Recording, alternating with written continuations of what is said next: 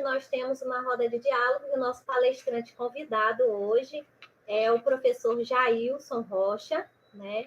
Boa tarde, professor Jailson, seja bem-vindo. Agradeço demais a sua disponibilidade em ter aceitado a tratar sobre esse tema. E aí, professor, eu vou fazer rapidamente aqui uma apresentação, certo? Para as pessoas que estão nos acompanhando, né? Conhecer um pouco, né, da sua trajetória. E aí, como a gente sempre faz, né? Eu fui stalkear, né, na internet, dar uma olhadinha, um resumo, na realidade, né, do trabalho que o senhor, né, desenvolve. Então, o professor Jailson Rocha, ele é doutor em Direito pela Universidade Federal da Bahia, mestre em Sociologia pela Universidade de Coimbra e bacharel em Direito pela Universidade Federal de Pernambuco. Ele é atualmente professor efetivo da UFPB, coordenador de Bioética e Direito Animal e membro do Grupo de Pesquisa Bioética e Gênero da Universidade Federal da Paraíba, né? Então, né, brevemente, uns dados biográficos, né, da trajetória acadêmica do professor Jailson, e ele tem, né, uma preocupação também, pesquisa dentro dessa área sobre gênero, né? Então, professor, passo a palavra, né, para o senhor, para fazer, né, uma fala inicial, para a gente poder depois dar em seguida ao tema. Obrigado, Solange. Bem, primeiramente, boa tarde a todas, todos e todos. Queria aqui expressar minha gratidão pelo convite de participar dessa mesa, de trocar figurinhas e dialogar sobre essa temática que é, ao mesmo tempo, espinhosa, mas é tão prazerosa e necessária, principalmente no contexto em que nós nos encontramos atualmente, né? Então, novamente agradecer pelo convite. Obrigada novamente, professor Jailson, e também aproveito para agradecer a parceria de outros professores e professoras que estão apoiando esse projeto, né? Eu sou professora da Escola Cidadã Integral João Caetano, mas, né, devido às atividades serem remotas, né, então eu vi que havia possibilidade de ampliar essa discussão e levar para outros estudantes, né, também de outras escolas e instituições, para refletir sobre esse tema. Então, tem aqui presente, né, tem a professora Cíntia, professor Arlan, né, tem outra professora Nathalie, né, professor Tiago Dantas, professor Givago, né, que está apoiando, e o professor Robson, né, agradeço muito ao professor Robson, que ele está ajudando hoje nessa transmissão pelo YouTube. Então, muito obrigada aos professores e professoras parceiros, e boa tarde também para os nossos estudantes, né, que eu passei o link, que eu espero que eles estejam acompanhando, e caso tenha alguma pergunta, eu vou ficar acompanhando pelo chat, tá, as perguntas, e vamos ver aí a possibilidade de fazer um sorteio, né, do livro no final da fala do professor. Então, gente, qual é o tema, né, que nós iremos discorrer sobre hoje, discutir hoje? Né? Como o professor colocou, né, é um tema espinhoso, né, mas muito bom para se debater, que é: feminismo é só para mulheres? Qual o papel do homem na luta feminista? E aí, professor Jailson, agora passa aí a vez para o senhor. Obrigado. Só para eu ter uma ideia mais ou menos de quanto tempo eu posso falar, né? Porque o professor é bicho que fala demais, então... Pronto. 20 a 25 minutos, aí depois a gente abre para o debate. Tá, perfeito. Se eu falar demais, você pode me cortar, viu? Fica à vontade. Tá certo, pode deixar. Estou aqui olhando o tempo. Então, vamos lá. A temática de hoje pode soar estranha, né? Onde se localiza o homem dentro do contexto da luta, das lutas feministas, né? Qual é o tipo de contribuição que nós, enquanto homens, podemos ofertar aos feminismos, né? Pode parecer estranho, já que a gente vai falar ou discutir aqui um pouco sobre feminismo ou feminismos, mas claro, deixar bem claro aqui de antemão que o papel aqui dessa discussão que eu quero travar aqui não é de centralidade do homem na luta feminista. Então, já deixar de antemão claro, o papel do homem nessa discussão não é de centralidade da pauta feminista, mas há um papel de aliança nessa luta que é relevante e a gente tem que trazer à tona e tem que discutir. E para isso, o fundamental, se a gente fala de direitos das mulheres, das pautas feministas, de violência contra a mulher, a gente tem que trazer à tona e discutir seriamente qual o papel que a masculinidade desempenha nisso tudo, né? E aqui entendendo a masculinidade como as expressões, manifestações e papéis de gênero desempenhadas pelos homens, certo? Ficou comum, ultimamente, se falar muito em masculinidade tóxica.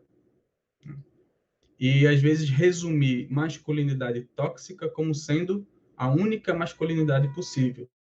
E aqui o meu papel vai ser de tentar demonstrar que existem várias masculinidades, várias expressões possíveis de masculinidade, e uma delas é essencialmente violenta para o homem e para a mulher, que é o que a gente chama hoje de masculinidade tóxica, ok? Então, a masculinidade, ela é um conjunto de expressões, manifestações, hábitos e papéis que estão consolidados na sociedade e que operam de forma tal a conferir ao homem um espaço privilegiado de poder frente às mulheres, comunidade LGBTQIA+, e outras expressões de gêneros dissidentes. Ok? Então, nós, enquanto homens, temos que começar a reconhecer que o nosso papel desempenhado em sociedade é concedido a nós, esse papel, de forma vantajosa, essencialmente e estruturalmente vantajosa frente aos demais papéis de gênero desempenhados por mulheres e outras expressões de gênero. Certo? Então, a gente primeiro tem que acho que a grande contribuição que a gente pode dar enquanto homem é tentar desconstruir esse ideal de masculinidade como poder e dominante e que tentar criar ou abrir caminho para que outras expressões de masculinidade sejam construídas e que essas outras expressões de masculinidade possam ser exercidas de forma não violenta com os próprios homens e as mulheres e demais expressões de gênero. Então, essa ideia de que o homem é um ente essencialmente viril, corajoso, racional, assertivo, e que, consequentemente, por oposição, a mulher é o oposto de tudo isso, então é um ser sensível, irracional, age por impulso, não é corajosa, etc., etc. Essa dicotomia que se coloca de forma, inclusive, hierarquizada, né, nos coloca, enquanto homens, em posição de superioridade frente e de superioridade vantajosa frente aos demais. Então, isso a gente pode pensar muito concretamente em relação ao mercado de trabalho, como nós, homens, temos uma posição vantajosa para acessar cargos de poder, e como nós recebemos, estatisticamente, recebemos mais em relação ao salário do que a mulher que desempenha a mesma função, ou seja, dois trabalhadores, uma trabalhadora e um trabalhador que exercem a mesma função, o homem costuma receber mais do que a mulher. Isso tudo faz parte desse emaranhado chamado masculinidade. As funções atribuídas essencialmente à mulher, como a mulher como a cuidadora, a que cuida do filho, a que cuida do idoso, a que expressa sentimento e afetividade e é sensível como sendo um espaço tão somente da mulher, isso tem que ser desconstruído para ser atribuído também ao homem. Afinal de contas, principalmente se a gente pensar agora nesse contexto de pandemia, isso ficou bem claro que a gente tem que nutrir relações de cuidado e afeto e autocuidado entre todos nós. Então, torna-se um peso excessivo colocar esse espaço do cuidado tão somente às mulheres. Então, a gente tem que reivindicar essa distribuição do cuidado também para os homens. E isso aí tem repercussões em várias relações que nós, homens, estabelecemos em sociedade. E aí, no contexto, por exemplo, da paternidade, esse ideal de masculinidade dominante que se impôs construiu uma ideia de que o pai ele só é pai do ponto de vista do provimento, ele é o pai que provedor. Então, se ele trabalha, recebe um salário e disponibiliza parcela desse salário para a criação do filho, ele está exercendo o papel de pai. Note que isso é uma construção consolidada e que é embutida nesse ideal de masculinidade de forma tal a oprimir a mulher e desresponsabilizar o homem. E aí a gente tem que trazer de volta para o homem a responsabilidade de exercer a paternidade, não como obrigação, mas como uma responsabilidade perante o filho e uma responsabilidade de construir relações afetivas com o filho. Né? E a gente vai tentando desconstruir essa ideia de abandono afetivo que se construiu com esse ideal de masculinidade que coloca o pai tão somente como uma figura de pai provedor, que não é disponível emocionalmente ao seu filho, presente fisicamente na relação, mas ele não é disponível emocionalmente ao filho. E sem contar também nos casos de abandono mesmo, né? Em que o pai sequer se reconhece como figura paterna. Né? Outra repercussão de questionar esse modelo de masculinidade que se impõe é pensar e refletir o engajamento em relações sexoafetivas de forma respeitosa e simétrica, sem hierarquização dos papéis da relação afetiva. Então, seja a relação homem-mulher ou homem-homem. Né? Isso também faz parte de uma tentativa de desconstruir essa ideia, esse ideal de masculinidade tóxica, que, notem, novamente, eu acho bom enfatizar isso, que afeta mulheres, por óbvio, e aí a violência contra a mulher, os dados são mais que suficientes para comprovar isso, mas também afeta igualmente os homens, na medida em que nos coloca em um lugar que nós nos violentamos cotidianamente. Nós não enquanto homem, não fomos socializados e criados para nutrir e expressar sentimento, emoções. Não há a gente não foi criado para ser disponível emocionalmente. Tem um dado que é muito interessante em relação a isso e que repercute em todas as relações afetivas que nós homens construímos. É que apenas 30%, 3 em cada 10 homens, apenas 30% dos homens conversam abertamente com seus amigos ou amigas ou familiares sobre seus medos e dúvidas. Isso significa que 70% dos homens silenciam, não conseguem nomear sentimentos, sensações e emoções, não conseguem expressar e conversar sobre o medo. E aí, como isso termina se convertendo em uma coisa que é muito nociva, que é a única linguagem que é ensinada a gente, nós homens, para expressar ou lidar com esse sentimento que você não consegue nomear, é a linguagem da violência. E aí a gente se violenta porque há um alto grau de homens que abusam de substâncias viciantes e ilícitas, como álcool, lícitas e ilícitas, álcool, drogas, etc. E também a gente violenta o outro.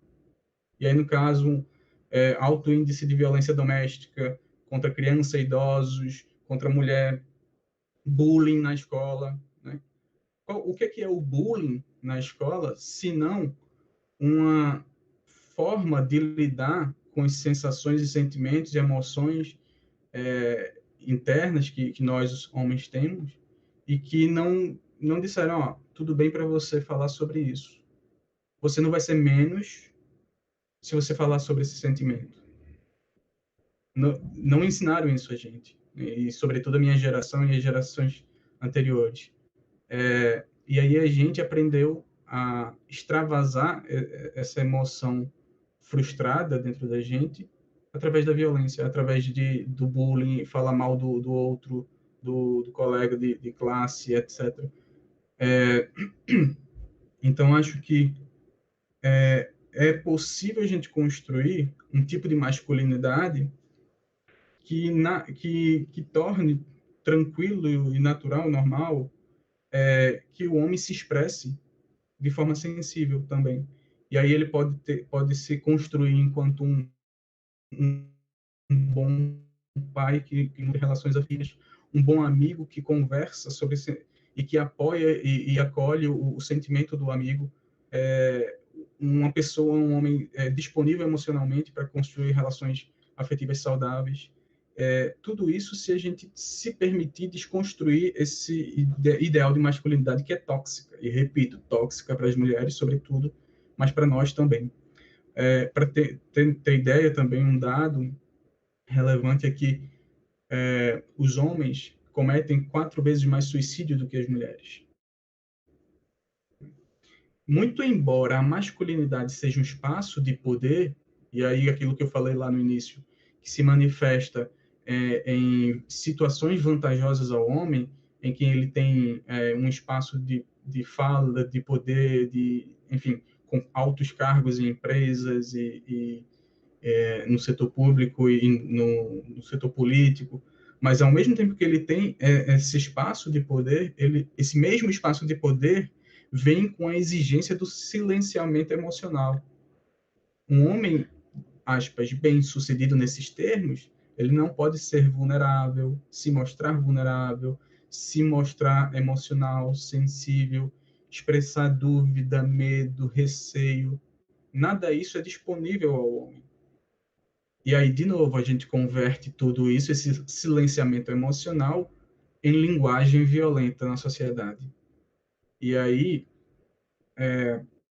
eu não sei como é que está meu tempo, vão me cerceando aí se eu passar, extrapolar demais. E aí, essa expressão violenta que a gente aprendeu e foi socializado a exercer, vai repercutir em um tipo de homem que expressa sua masculinidade de forma abusiva em um relacionamento, de forma abusiva na relação pai-filho, com violência física e psicológica, etc, etc, etc. Então, por mais que na pauta feminista ou nas pautas feministas o homem não tenha uma posição de centralidade, eu acho que a maior contribuição que nós homens podemos dar nessa discussão é refletir sobre nós mesmos, o que nós somos e por que nós somos assim. E aí, aos poucos, tentar desconstruir tudo isso que nos violenta e violenta os outros e outras. Né? Eu acho que eu gosto muito de abrir sempre para a discussão, para o diálogo, e eu acho que com essa fala inicial já dá bom pano para a manga para a gente ir discutindo. Sim, sim, professor. Agradecemos, né? A gente estava com um probleminha aqui no chat, ele foi aberto já agora há pouco, mas conseguiu, né? Então, o pessoal, Robson, se você puder colocar aí para o pessoal fazer questões, né, para o professor, para que façam, né? Só teve algumas saudações aqui, né? Algumas pessoas dizendo que o senhor estava falando e eles estavam concordando, né? O Francisco, né, que estava acompanhando aqui. Né? Então, a gente pode começar, né, Cíntia e Arlan, né, que nós estamos aqui, quiser fazer alguma colocação para o professor. E eu acredito, professor, que o senhor trouxe realmente dados, né, bastante interessantes, né, bastante importantes, Mas enquanto o senhor estava falando, eu fiquei pensando numa situação, porque justamente pelo fato, né, do senhor, né, pelo fato do senhor ser homem, né, como o senhor vê essa questão? Porque muitas vezes, né, tem homens que acham, né, que isso é um assunto de mulher, ou acham mesmo, tem essa perspectiva da inferioridade da mulher, né? Então, como foi para o senhor, né? Eu vou chamar você, pode ser? É, pode, para vocês, né, a partir dessas pesquisas, de ter esse posicionamento, né? Como foi, assim, falando assim da sua experiência individual, né? De o senhor refletir sobre essas questões. Eu acho que tem aí duas dimensões em relação a como, digamos, eu cheguei até hoje, como eu estou, né? A primeira profissional, de cunho profissional, e aí vem das leituras, pesquisas, investigações que eu tenho feito na universidade, e é um tema que sempre me causou muita curiosidade, que é discutir gênero e pensar também sobre a ótica das masculinidades, né? E aí tentar me compreender o que eu sou, até porque sempre, desde muito cedo, desde a infância, eu não me compreendia nesse lugar de homem, macho, viril, heterossexual, sabe? Eu sempre questionei muito esse papel que era imposto. Mas eu não concordo com isso. Eu quero ser do meu jeito e eu quero que seja ok ser do meu jeito, né?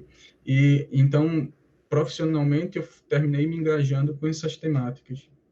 Mas eu acho que na dimensão pessoal, uma coisa que me pegou muito nos últimos anos foi o nascimento do meu filho, Gael, que hoje tem 4 anos, né? Então, desde a gestação, eu refletia muito, passei a refletir muito sobre qual seria o meu papel enquanto pai.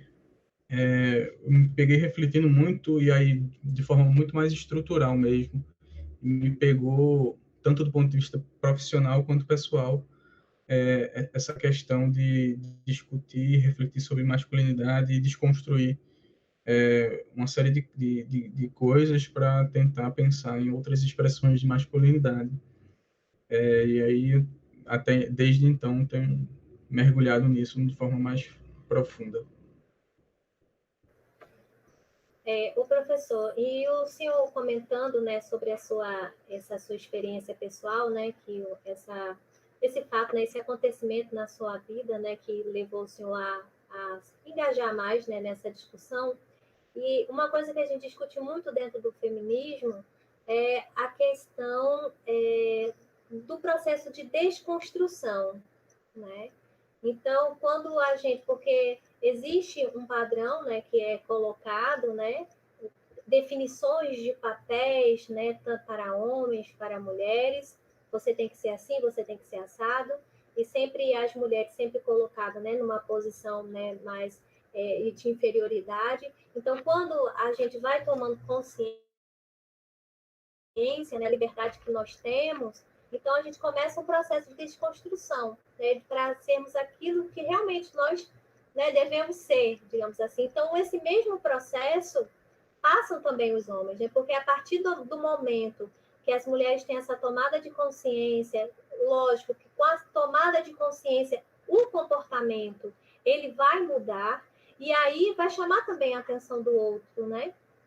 Então, o outro vai ser também levado a pensar o seu próprio comportamento e também a repensar suas atitudes, né? Que eu acho que é interessante, né? Realmente essa discussão em que as masculinidades, né? Elas precisam, né? Ser pensadas, né? Muito importante. Inclusive tem alguns comentários aqui, professor, que é a professora de filosofia da nossa escola está agradecendo, né, e parabenizando, né, a discussão. E Francisco, ele disse que tem algumas questões que ainda permanecem maquiadas nos debates, e especialmente nas escolas, né? Então, realmente é um dado, né? Quando a gente vai trazer essa discussão para dentro do ensino médio, a gente encontra algumas resistências, né? Tem alguns temas que acho que não devem ser levados, né, em consideração, não devem ser tratados, né? Então, foi um comentário que o Francisco fez. E também tem um comentário aqui da professora de língua portuguesa, que também é professora lá da escola. Aí é uma pergunta, professor. Como a escola pode contribuir para desconstruir essa visão masculina estereotipada? Bem, obrigado pela pergunta. Eu acho o seguinte, eu penso que a gente tem que discutir essas questões de gênero desde o nascimento, desde sempre, inclusive no âmbito escolar. Veja que contrassenso seria e é construir uma sociedade que impõe um tipo de masculinidade que é doentia, que é tóxica, que faz mal às mulheres e aos homens. Aí a gente socializa essa criança para se tornar adulta nesses termos. Ela se torna um homem tóxico em sociedade, e aí só depois de todo o dano causado, a gente vai começar esse gênero para descobrir o que foi construído. Isso é um contrassenso. A gente tem que pensar desde lá do início, desde a infância, desde a primeira infância. Problematizar os papéis e as funções de gênero. Por que que menino veste azul e menina veste rosa? Por que que menino brinca de carro e por que menina brinca de boneca? Por que que todas as brincadeiras que envolvem a mulher, a menina, têm a ver com o cuidado? Com o cuidado maternal, com o cuidado com o espaço domiciliar, com a limpeza, enfim. E todo e qualquer brincadeira em que envolve o entorno do menino tem a ver com disposições de poder, de violência, de força, exercício de virilidade. Isso tem que ser questionado desde lá do início, e a escola tem um papel fundamental. A gente tem que discutir no âmbito escolar sobre masculinidade tóxica, sobre quais são as funções exercidas majoritariamente por homens e por mulheres. A gente tem que falar sobre disponibilidade emocional, a gente tem que falar sobre expressão de sentimentos e sensações, a gente tem que conversar sobre medo e ansiedade dentro da escola, porque senão a gente vai contribuir, continuar perpetuando um modelo de sociedade que é essencialmente tóxica. Eu não quero que meu filho, por exemplo, viva em uma sociedade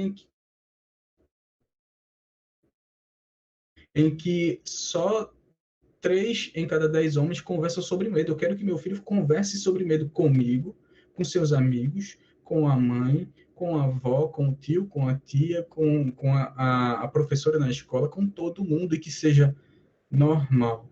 E que ele não seja visto de forma patológica por expressar tão somente o sentimento dele. E aí eu acho que a escola tem um papel fundamental.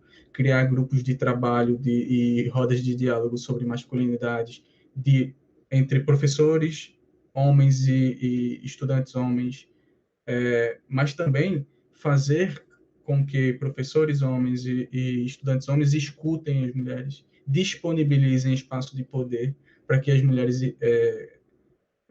tenham direito à fala e que sejam escutadas. Então, acho que tudo isso pode ser exercido no âmbito escolar. A gente não tem que esperar a catástrofe para começar a remediar. A gente não precisa esperar que se crie um homem adulto tóxico para só depois a gente começar a conversar com ele sobre toxicidade da masculinidade. Não tem sentido, simplesmente assim. Perfeita a sua fala, professor. Concordo plenamente. Essas discussões têm que ser lá desde quando a criança nasce, né? Lá na base, pequenininho, trabalhar essas questões já dentro da família, né? Porque o primeiro ensinamento que se tem é na família.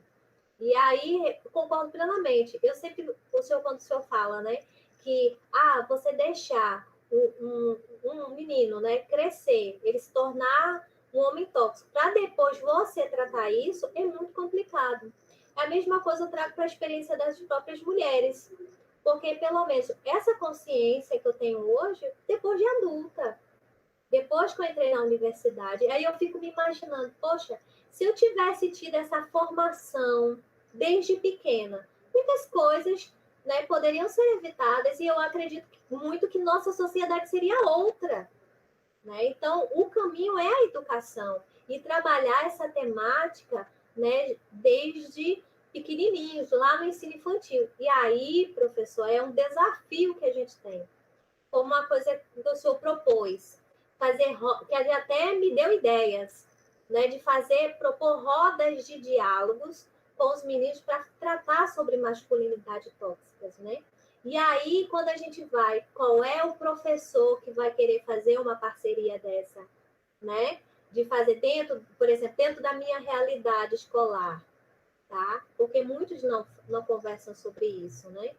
E aí, professor, eu vou passar agora a palavra para a professora Cíntia, que ela quer fazer uma questão, tá certo? Então, Cíntia, pode liberar aí o seu áudio que você Tá pode cortando. fazer.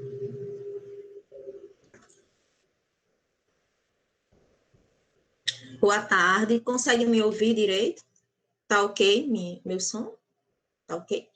Certo. Então, boa tarde a todos e todas que estão nos assistindo, né?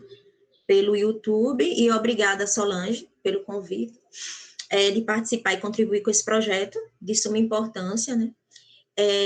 E a minha pergunta, primeiro, assim, eu acho que Solange meio que iniciou, né, quando ela falou dessa questão a partir da entrada dela, né, no curso de História na universidade, que ela começou a abrir mais os olhos e ter mais consciência a partir dessa temática, tanto é que ela hoje, né, trabalha com muito afinco com essa temática, e é muito louvável da parte dela, mas é justamente isso, a questão da universidade, porque a primeira curiosidade foi um homem falando, né, sobre o tema.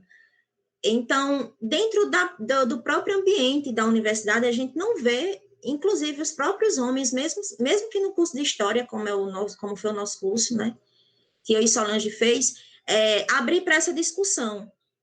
E como que a gente fala muito da escola, claro, já está evidente que a escola precisa começar a atentar mais para essas questões, e a gente sabe das dificuldades de fazer, né, esses tipos de discussões e levar esse tipo de educação para as escolas, mas e a universidade? Como é que ela poderia estar contribuindo, né, porque dentro da minha perspectiva, dentro do meu olhar, tanto de aluna da universidade, né, e como professora hoje de educação básica, eu vejo que tem um distanciamento muito grande das discussões acadêmicas chegar nos âmbitos escolares, nas comunidades, e entre muitas outras discussões, essa é uma das, né? Que como é que a universidade ela pode estar contribuindo mais? Porque a gente sabe que tem as produções acadêmicas, tem as discussões acadêmicas, mas como a universidade poderia estar contribuindo mais para que isso chegasse lá na ponta, né? E até nos ajudassem também como professoras e como professores interessados nesse conteúdo. E outra questão aliás, o professor que se interessou, parece que de forma individual e solitária, por esse tema, conhece outros homens que também pesquisam, que estudam, que querem se inteirar, ou têm essa sensibilidade, né, por assim dizer, por esse tema? Obrigado pelas perguntas, Cíntia. Primeiro, eu acho que sobre a universidade, eu acho também a própria universidade tem um papel, tem que exercer um papel de reflexão, de autocrítica em relação a isso. Notem o seguinte, outro dado que é extremamente revelador, é que, de maneira geral, no ensino superior, as mulheres, no âmbito da graduação, há um quantitativo maior de mulheres do que homens na graduação. as mulheres, né, são as que mais fazem iniciação científica, ou seja, iniciação à pesquisa. Quando a gente vai subindo, digamos assim, na hierarquia do poder no âmbito acadêmico, ou seja, mestrado, doutorado, tornar-se professor efetivo, galgar posições de chefia e direção dentro da universidade, como chefe de departamento, coordenador, diretor de centro, reitor. Quando a gente vai subindo essas hierarquias, a coisa muda drasticamente. Que lá no início, na base, que são as mulheres, na graduação, essa dinâmica se altera drasticamente, e aí onde tem poder dentro da universidade, geralmente ele é ocupado por homens. Então, o quantitativo de mestrandos, doutorandos, professores da pós-graduação, e esses cargos de poder e direção que eu mencionei são ocupados majoritariamente por homens. Então, acho que o primeiro trabalho é de autorreflexão e autocrítica, que internamente nas universidades também há uma reprodução do machismo e do patriarcado, e que isso deve ser combatido internamente, com a abertura de espaços de crítica, né, e de aprendizagem. Ora, nós somos universidade, nós somos um espaço de ensinar e aprender, então a gente também tem que aprender e não só ensinar, enquanto instituição. E sobre se há outras pessoas discutindo essas questões na universidade, eu vou falar pela UFPB, eu conheço alguns professores, e eu posso citar o professor Roberto Efren, do Centro de Ciências Jurídicas da UFPB, que também trabalha muito bem com isso, com maestria. Mas realmente não é uma temática que, como eu disse no início, é espinhosa, é difícil, e vou falar, inclusive, uma dimensão pessoal. Eu sempre quis trabalhar em gênero na universidade, desde que eu entrei. Eu estou há quase, não sei, quase 10 anos, ou acho que 8, 9 anos na universidade. E eu sempre, intencionalmente, evitei, com medo, porque é um tema espinhoso. Homem falar sobre gênero é um tema espinhoso, é difícil. Você vai receber críticas, você vai ser... E aí, numa época boa de política de cancelamento, você vai ser cancelado, etc, etc. Então, eu tive muito receio no início, antes de começar tudo isso, né? Mas, e aí eu acho que também é uma questão que pode influenciar negativamente para a entrada dos homens nessa discussão. Mas eu acho que aos poucos a gente tá criando um campo fértil para a gente começar a trabalhar isso internamente e produzir academicamente isso, e aí jogar para a sociedade, né, que é a nossa função enquanto universidade, não é só ficar encastelado na instituição, mas sim disseminar conhecimento e, enfim, né, cumprir um papel social.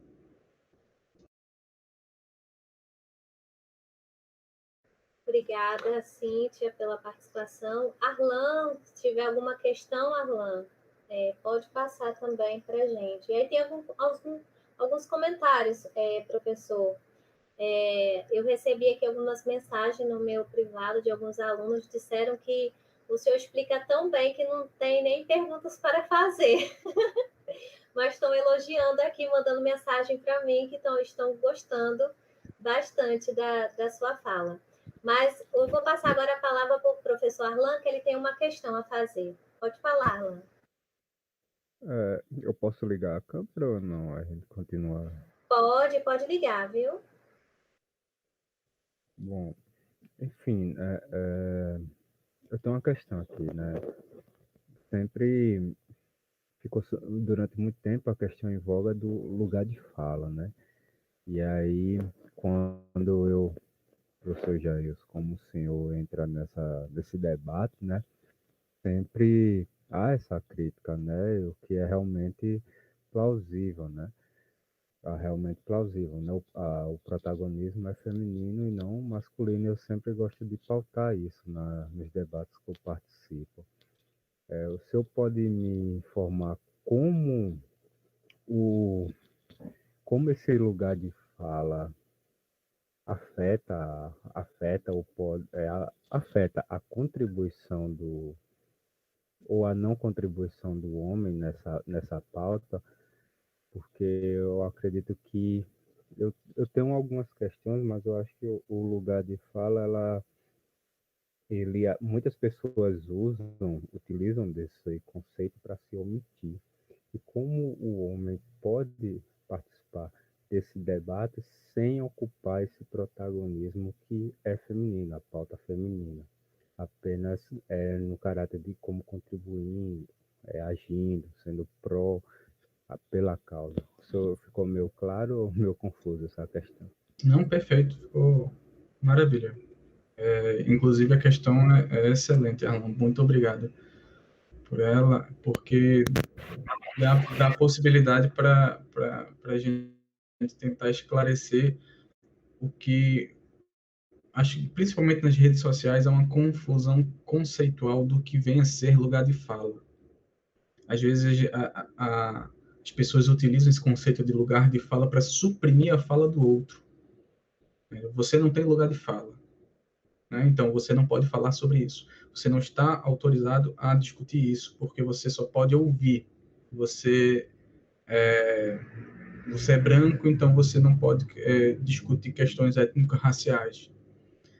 E há por exemplo, uma confusão conceitual. Lugar de fala tem a ver de onde você fala, qual é o seu lugar, qual é o seu locus.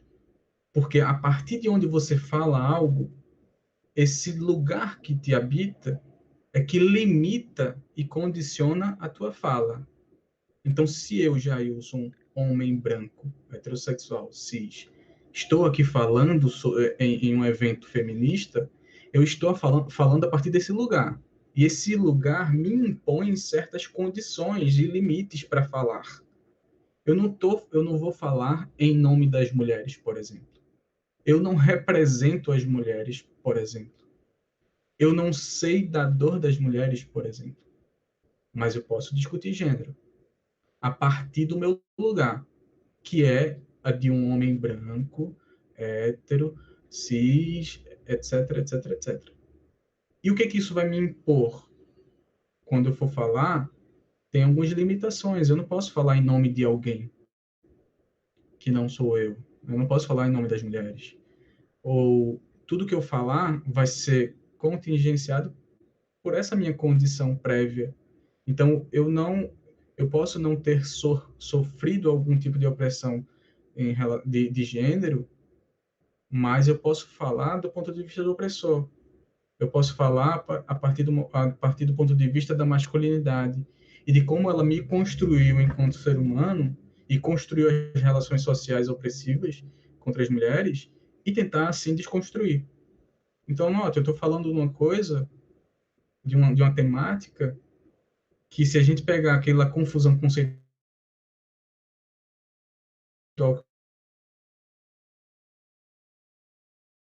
equivocado isso. Todo mundo tem lugar de fala para tudo. Agora, toda fala é condicionada pelo seu lugar. E nesse sentido, a gente pode compreender uma série de questões que, por exemplo, o homem é sim um aliado na luta feminista, pode ser um aliado na luta feminista. Um homem branco pode sim, e uma mulher branca pode sim ser aliados na luta antirracista. E devem, sobretudo devem, porque esse arquétipo de sujeito branco, do homem universal, é o exemplo de opressão, ou esse sujeito universal branco ou do homem branco, ele está na matriz de vantajosa, dos privilégios. Então, eu estou numa posição que eu não posso me isentar. Eu tenho que falar. Agora, jamais eu vou falar em nome das mulheres. Mas eu sinto que, principalmente nas redes sociais, há uma confusão conceitual absoluta em relação ao lugar de fala. E que se utiliza do conceito de forma equivocada de lugar de fala para construir relações impositivas e de opressão. Então, cale sua boca porque você não tem lugar de fala. Vamos lá, todo mundo tem algo a contribuir e construir coletivamente. Perfeito, professor, a sua fala. Aqui, continuando, né? Cíntia, se tiver mais alguma questão, Robson também, tá? Mas eu vou dar uma olhadinha aqui no chat. Tem aqui alguns comentários, né? Maria Dalgisa, boa tarde, Maria Adalgisa. E tem uns comentários aqui da Daniela Volpe. Ela, em algum momento, uns minutos atrás, ela disse que a ausência de um pai já ensina algo à criança, né? Realmente, né? Quando o pai ele se ausenta, né? Dali da formação da criança, já diz alguma coisa, né? E ela faz um outro comentário. Aliás, uma pergunta. Como os homens reagem a um comentário machista ou uma piadinha que o colega fez enquanto bebem em uma cerveja no bar? Eu acho que ela está querendo colocar uma situação, né, de como deve, né, se comportar os homens se está bebendo num bar, né, e aí um colega faz um comentário, né, machista. Aí ela pergunta, ele se posiciona contra ou vai ficar calado ou vai dar uma risadinha? Né? E na sala de aula? E quando isso acontece na sala de aula? Então, acho que ela está trazendo essas questões aí de como deveria ser como um homem, né, deveria se comportar caso um colega seu se comportasse, né, fizesse comentários, né, machistas. O que o senhor tem a dizer sobre isso, professor? A gente naturalizou, né, a opressão instrumentalizada através do humor. Então, a gente vê um comentário machista como piada, ou como algo menor. E aí a gente tem que desconstruir isso e afirmar que o humor tem limite. E o limite do humor é justamente a opressão do outro. Então, um comentário machista não pode se converter em piada, não pode ter graça. E aí, minha primeira reação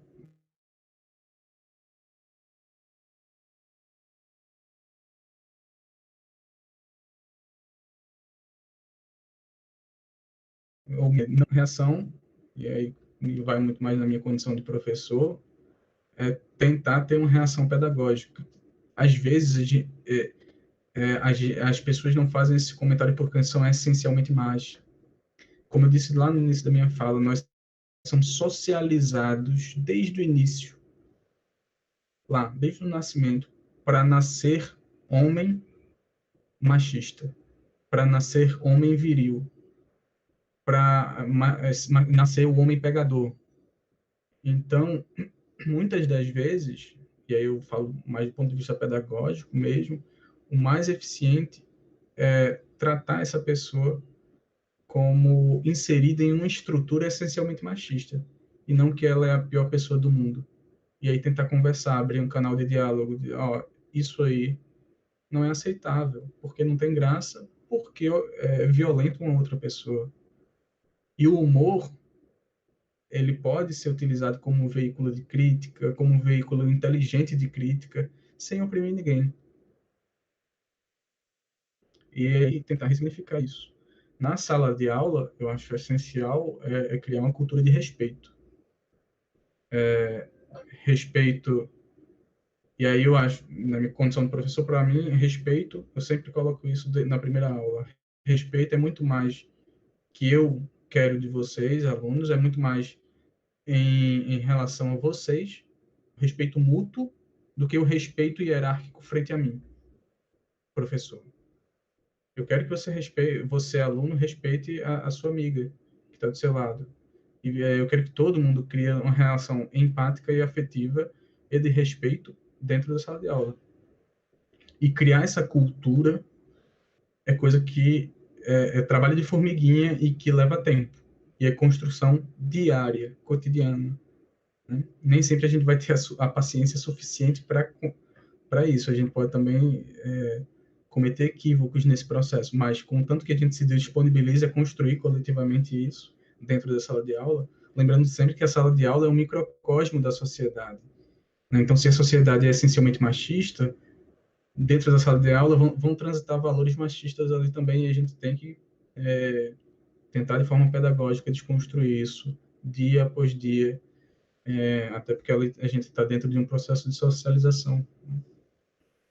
Acho que é por aí.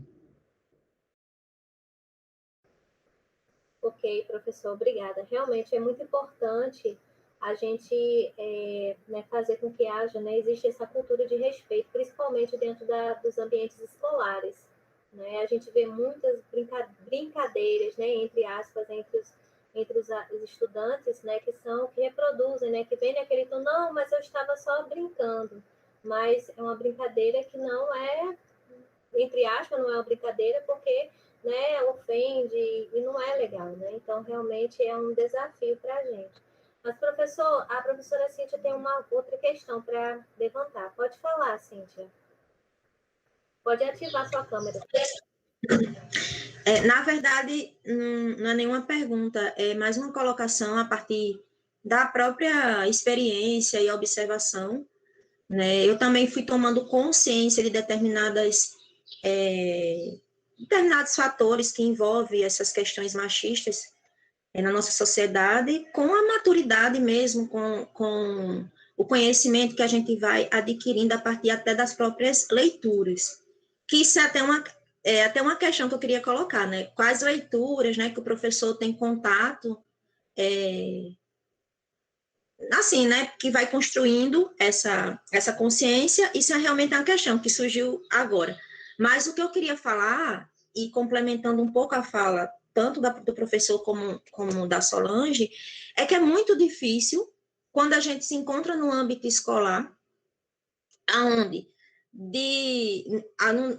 eu estou agora falando de forma geral mesmo, né, porque eu já passei por algumas escolas, né? E aí, quando a gente vê no âmbito escolar, principalmente partindo dos próprios professores e professoras, comportamentos assim. Então, fica cada vez mais... Está cortando, Melhorou? Sim, melhorou. Melhorou agora? Tá. O que eu estava falando é que é muito difícil quando a gente está no âmbito escolar, e às vezes eu e Solange, a gente até conversa sobre isso, e a gente vê esse tipo de comportamento sendo replicado e repetido por próprios professores e professoras. Né? Quando a gente vê partindo de um jovem ou de uma jovem, é difícil para a gente, porque a gente vê em pleno século XXI determinadas coisas que parece que a história não avançou, né? Parece que a gente está num retrocesso, mas quando parte de um educador e de uma educadora dentro do ambiente escolar, isso é muito complicado, porque como é que um colega, né, por exemplo, como é que uma colega como eu e Solange vai chegar para essa pessoa e, né, dizer, não é bem por aí, vamos ter cuidado, né? Então, assim, isso é tudo muito difícil e é só para somar na fala de vocês, para ver o quanto que é complexo essa desconstrução, que realmente é um trabalho de formiguinha, né? Porque todos nós somos cria, né, dessa cultura machista e até no próprio dia a dia, em casa, com sobrinhos, com irmãos, irmãs. Então, é como se fosse uma luta diária. Essa desconstrução, para quem está criando uma certa consciência, é como se fosse uma luta diária. Então, ela não se restringe só ao ambiente escolar ou a uma mesa de bar, onde alguns homens conversam, mas no próprio ambiente familiar, que às vezes até eu particularmente, me recuo a participar de determinadas, até reuniões familiares, porque eu sei que ali vai surgir conversas de teor machistas e entre outras coisas também, que às vezes a gente tem que engolir e até acabar com a nossa própria festa, nossa festa individual, para não acabar com a festa dos outros. Então, assim, é muito complicado, ainda são várias barreiras, vários enfrentamentos, enfim, era só para fazer essa contribuição, e eu não sei se o senhor escutou, mas no início eu falei sobre a leitura, né? Quais leituras você teve contato para, né, começar a criar e amadurecer mais o teu conhecimento e o teu despertar a partir da temática que foi proposta hoje. Ótimo. Realmente, você tem razão, Cíntia. Sobretudo hoje em dia que nós estamos vivendo tempos estranhos, né? No contexto global, nacional, e isso tudo repercute negativamente no nosso dia a dia, com certeza. Sobre a sugestão, eu vou aproveitar e dar sugestão de três coisas. Primeiro, uma leitura que eu acho interessante para iniciar esse debate, que é um livro chamado A Dominação Masculina, a Condição Feminina e a Violência Simbólica. É um livro de Pierre Bourdieu. E é um bom livro para quem tiver interesse em discutir sobre essas temáticas. Também, hoje em dia, a gente consegue tranquilamente achar também material de muito boa qualidade nas redes sociais. No Google, se você colocar lá masculinidades no plural, então masculinidade tóxica, você vai conseguir achar um material interessante. Tem um documentário também que eu recomendo muito para assistir e que, inclusive, depois os diretores produziram um material que também é facilmente achado na internet e o documentário está disponível no YouTube gratuitamente, que o documentário se chama O Silêncio dos Homens, que discute muito do que eu falei aqui, a gente conversou hoje sobre como nós, homens, lidamos com a masculinidade e nos construímos nessa sociedade machista. E também, por último, eu tenho outra sugestão, que eu tenho um projeto na universidade, de um podcast, que a gente fala sobre diversas questões e a gente fez uns episódios discutindo sexualidade, gênero e masculinidade, que é o podcast Pluriverso.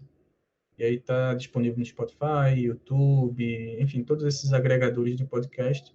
E aí a gente conversa lá, tem alguns episódios conversando sobre essas temáticas também, que já é um start para quem tiver interesse em aprofundar. E uma coisa que, só complementando o comentário de Cíntia, que eu estava me lembrando na fala dela, é que a gente tá, muito embora a gente esteja na educação, esteja dentro de sala de aula, como eu disse, a sala de aula é um microcosmo da sociedade. A escola, a universidade é um microcosmo da universidade. Então, os valores machistas e patriarcais circulam nesses espaços também. Eu me lembro de uma situação de que uma professora conversando comigo, que deu a mesma disciplina que eu dei, deu a mesma temática que eu dei na sala de aula, comentando que tinha dificuldades e problemas em lidar com os alunos nas discussões, e perguntando para mim se eu também tinha esse problema. Eu disse, não, sempre foi tranquilo, sempre conduzi a aula sem ter nenhuma discussão assim que passou do limite. Mas aí eu pensei na hora e disse, mas tem uma diferença, você é mulher, eu sou homem. E não é querendo hierarquizar aqui, mas é dando um dado que atravessa nossas realidades. É que o machismo se reproduz também nesses espaços e dentro da sala de aula, e a gente tem que tentar desconstruir também. E aí é um papel fundamental dos homens estudantes e professores. Se o professor faz uma piadinha machista na sala de aula, cabe ao estudante homem mencionar, professor, isso é machismo. Professor, isso não tem graça. Professor, respeite as alunas. E vice-versa. Se um estudante falar alguma coisa machista, cabe também o professor homem se manifestar. Então, a gente tem que ter posicionamento e proatividade e não se omitir. E aí esse papel é um papel fundamental que os homens têm que exercer. E com isso não estou dizendo que a mulher não consegue se defender sozinha. Não é disso que se trata. é de desconstrução cotidiana da masculinidade tóxica. E se a masculinidade tóxica me afeta também enquanto homem, eu tenho um papel de rebatê-la. Ok. Ok, obrigada, Cíntia, pela colocação. Obrigada, professor, pela resposta. E aqui tem alguns comentários, professor, daqui no chat, tá? O Ian, que chegou agora, boa tarde. Né? Beatriz Paz, boa tarde. Também Radmila Racha está dizendo aqui, grande professor Jailson, né? E tem uma questão aqui do Gabriel Alves, professor Jailson. Ele faz a seguinte pergunta: como um homem pode reagir em relação a um amigo que pode estar inflando o ego do machismo com algum comentário ou algo do tipo? Como essa ação pode ser quebrada ou dialogada sem parecer ignorante? A questão aqui do Gabriel Alves. Entendi. Eu acho que, Gabriel, eu acho que isso vai um pouco na mesma linha que eu estava falando sobre a piadinha, sobre o humor, né? Primeiro, acho que o fundamental é como você vai reagir a isso, se a sua reação vai legitimar e referendar o que ele fala ou não. Então, primeiro posicionamento é de não legitimar isso. E a omissão é uma legislação. O cara fala alguma coisa absurda e machista, você se omitir é você, em certa maneira, legitimar aquela afirmação. Então, primeiro, não legitime. Segundo, aí vai de novo a tentativa de diálogo de uma forma não apontando o dedo ou partindo sempre do pressuposto de que nós estamos em uma sociedade estruturalmente machista. Eu tenho pensamento machistas e você vai ter também, Gabriel, se não me falha a memória, não é o nome dele, e você também vai ter. A diferença é que a gente vai tentar cotidianamente, todo dia, desconstruir isso. Às vezes a gente vai acertar, vai. Às vezes a gente vai conseguir, vai. Mas às vezes também não. Vai sair alguma besteira, a gente vai fazer alguma coisa errada. E aí cabe a gente ter reflexão e autocrítica de ir transformando isso cotidianamente, né? E isso cabe também para as nossas relações entre homens e de amizade, né? A gente não pode criar essa lógica de que o afeto e o amor só circula entre homens. A questão da amizade de homem com homem, de que o homem é parceiro do homem, estima tudo que o homem faz. E que as relações que nós temos com as mulheres são apenas relações sexuais, né? A gente tem que desconstruir isso.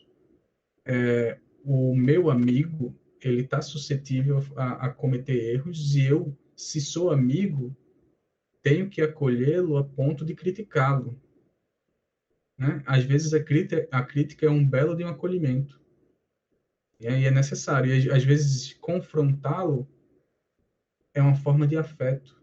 Eu estou pensando no bem do meu amigo, né? E então acho que vai mais ou menos nesse sentido. Ok, obrigada, professor, obrigada aqui pelas questões, né? E tem a Daniela, ela está fazendo aqui uma sugestão de 2 livros, comentando na realidade, né? 2 livros que me ajudaram bastante a entender muita coisa foram A Origem da Família, da Propriedade Privada e do Estado, do Engels, e A Criação do Patriarcado, da Gerda Lerner, né? Realmente são duas referências importantes, né?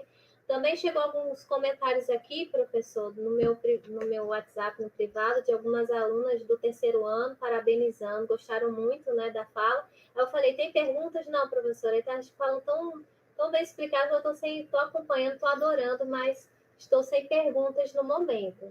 Então, o Gabriel está agradecendo, viu? Obrigada aí pela resposta.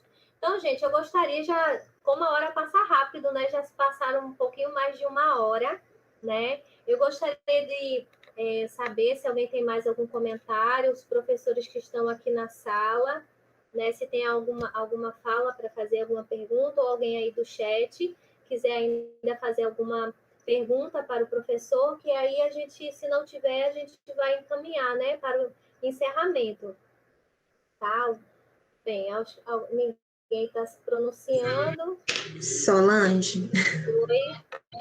Não, eu só queria agradecer ao professor, né? Foi realmente as falas foram muito bem, foram realmente autoexplicativas, né? Assim, ele não nos suscitou muitas dúvidas com relação à fala dele, a não ser, né? Só reafirmou, né? Que nós devemos continuar nessa luta, nessa resistência, né? Procurando cada vez mais trazer esse debate à baila, né? E que é algo que nós ainda estamos um pouco longe, né? Do que é o ideal. Mas, enfim, agradecer a fala, agradecer também né, poder estar aqui nessa tarde contribuindo com esse debate tão importante. Enfim, é isso. Muito obrigada.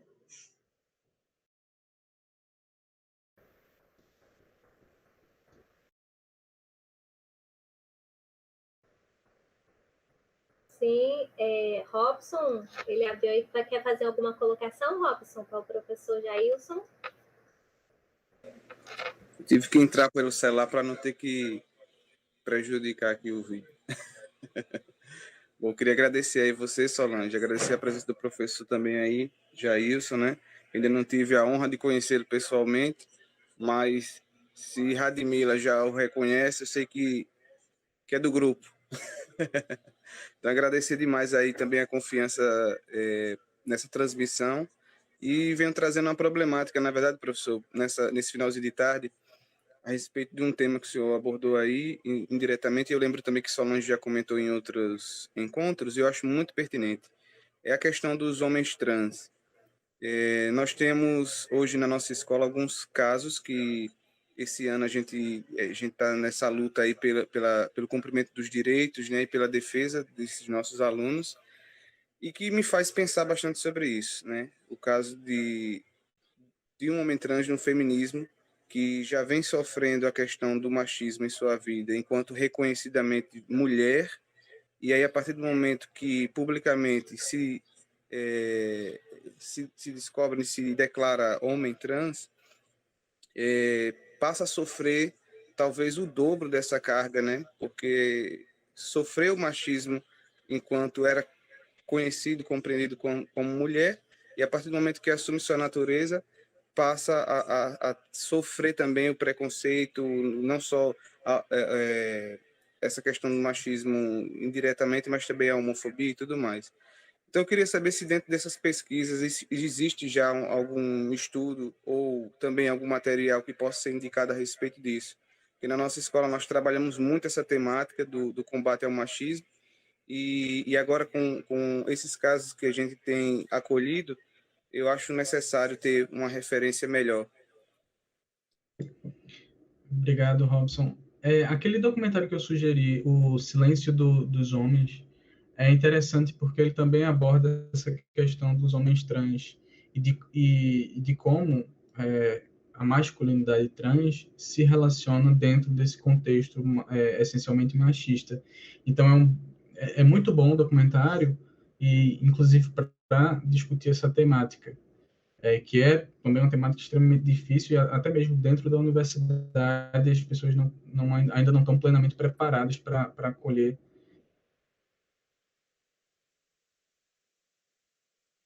e lidar com ações para essa temática.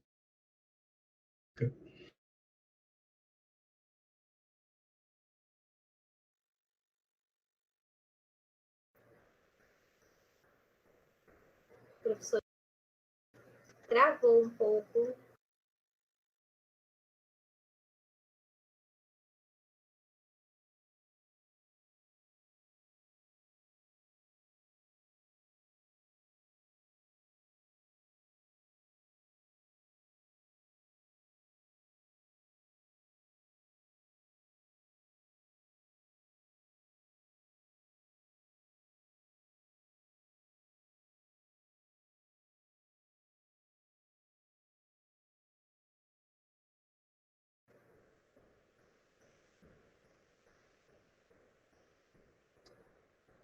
Gente, a gente teve um probleminha com a... Sim, acho que agora... Perdão, minha conexão caiu. Retornei agora. Tá tudo certo? Me escutando? Estou escutando, estamos escutando. Tá bem, mas aí eu não escutei o que aconteceu antes de eu ter caído. Pois eu estava falando sobre a questão do acolhimento, que caiu aí eu estava... Eu não, tá. Eu só não peguei o resto, mas eu lembro do acolhimento. Tá. Então acho que caiu na minha fala ainda. Não, eu mencionei a sugestão do documentário, o Silêncio dos Homens, que também aborda a questão dos homens trans.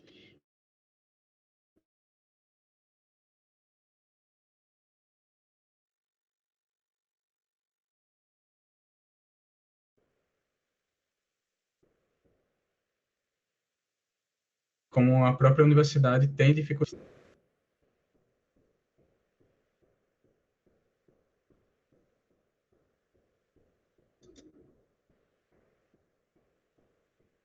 Você me escuta, Solange, agora? Agora sim, agora estou ouvindo. Tá, acho que a internet não está ajudando muito.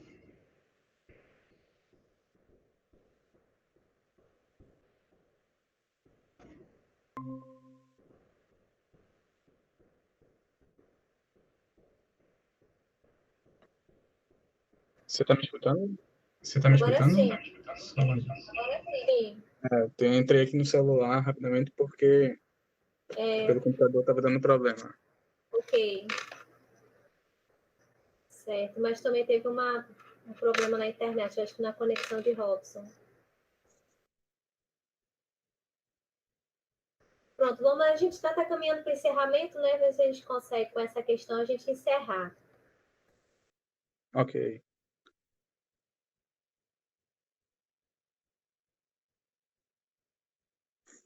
Então, é só para concluir a questão que eu estava falando, não sei se tinha cortado novamente, mas que da dificuldade até que a própria universidade tem em lidar e acolher homens trans.